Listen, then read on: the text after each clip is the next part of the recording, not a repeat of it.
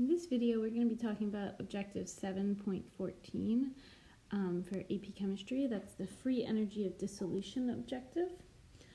The goal is to be able to explain the relationship between the solubility of a salt and the change in the enthalpy and entropy that occur in the dissolution process.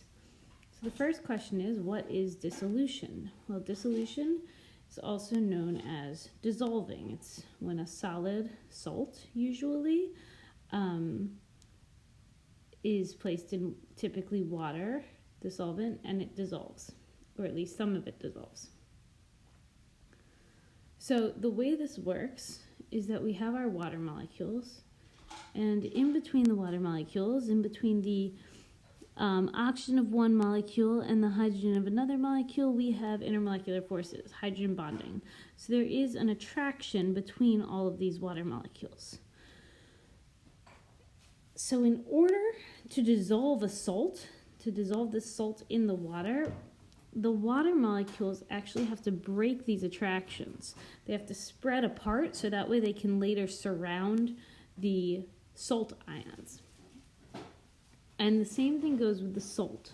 So like sodium and chlorine have like strong ionic bonds between them. Those positive and negative attractions, the Coulombic forces, keep those ions together. And in order to dissolve, these ionic bonds need to be broken so that the salt crystals can break apart, so that the ions can break apart. So in this first step, we are breaking apart these intermolecular forces, the hydrogen bonds, and breaking apart the ionic bonds. So just recall, delta H is our enthalpy, and delta H tells us if it takes energy or releases energy. If a process is exothermic or endothermic, do we need to add energy or add heat, or does it release heat or energy? Well, the process of breaking bonds, of pulling ions apart, takes energy. So delta H would be greater than 0. We need to add energy in order to make this process happen. And recall, this is enthalpy.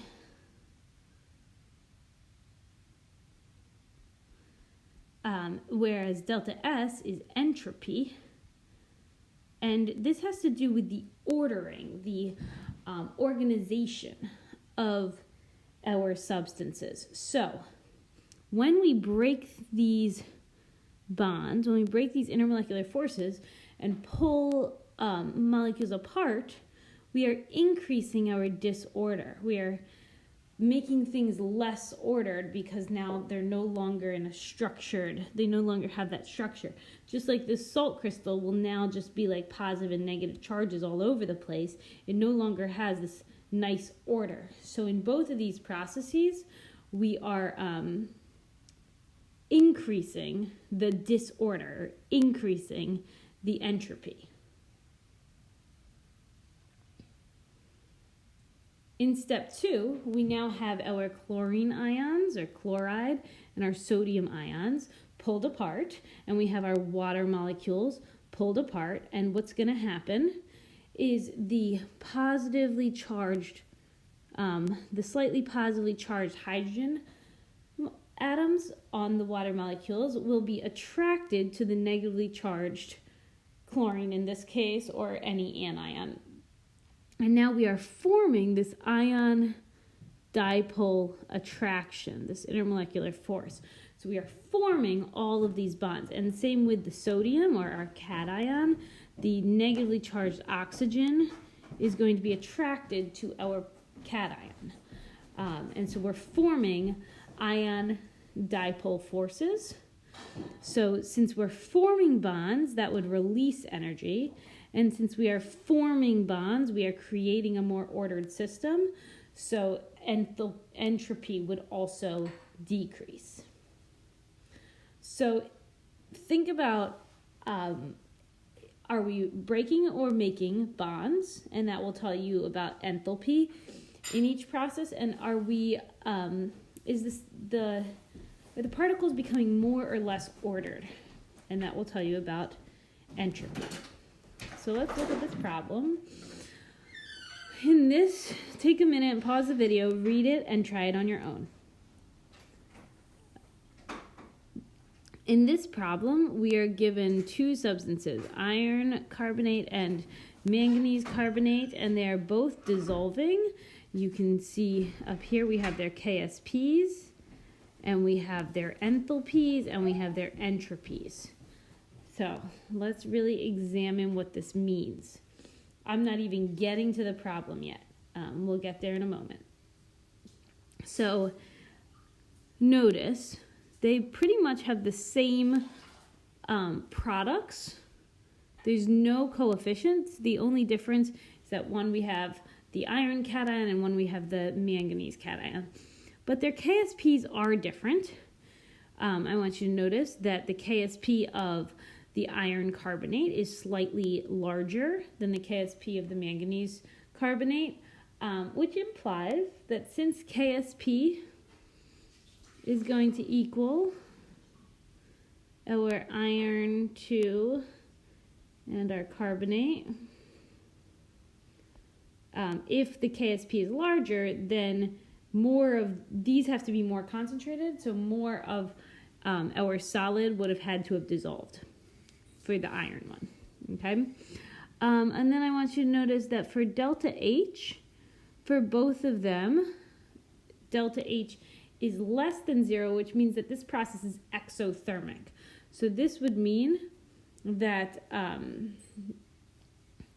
this part, our step 1, it takes less energy to pull the crystal apart and to pull the water molecules apart than the energy that's released when the water and the ions form the ion dipole intermolecular force. And then our entropy is greater than 0, which means that this system in step 2 is less positive than this system. I'm sorry, our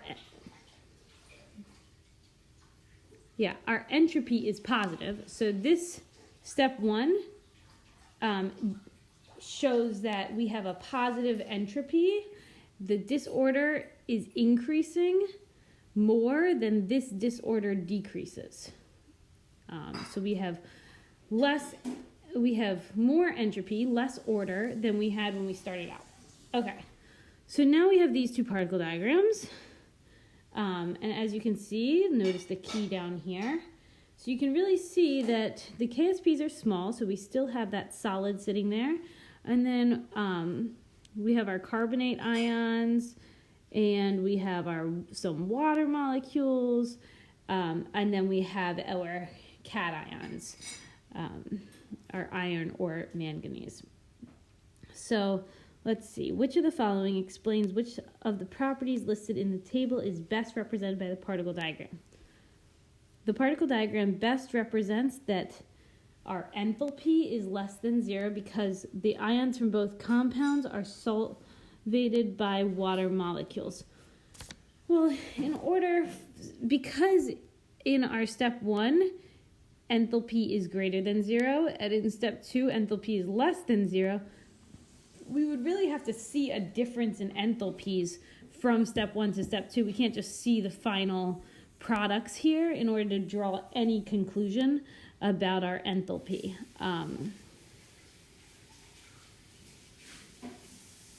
So because there are definitely some salts that are solvated by water molecules that dissolve in water and that have a positive enthalpy. So these diagrams don't really show us anything about the enthalpy.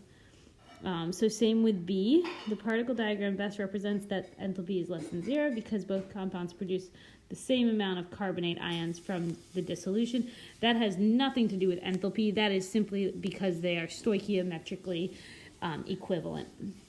And then C, the particle diagrams best represent that our entropy is positive because both compounds produce a very small amount of ions from the dissolution. So a positive entropy tells us that there is less order. Things are less ordered.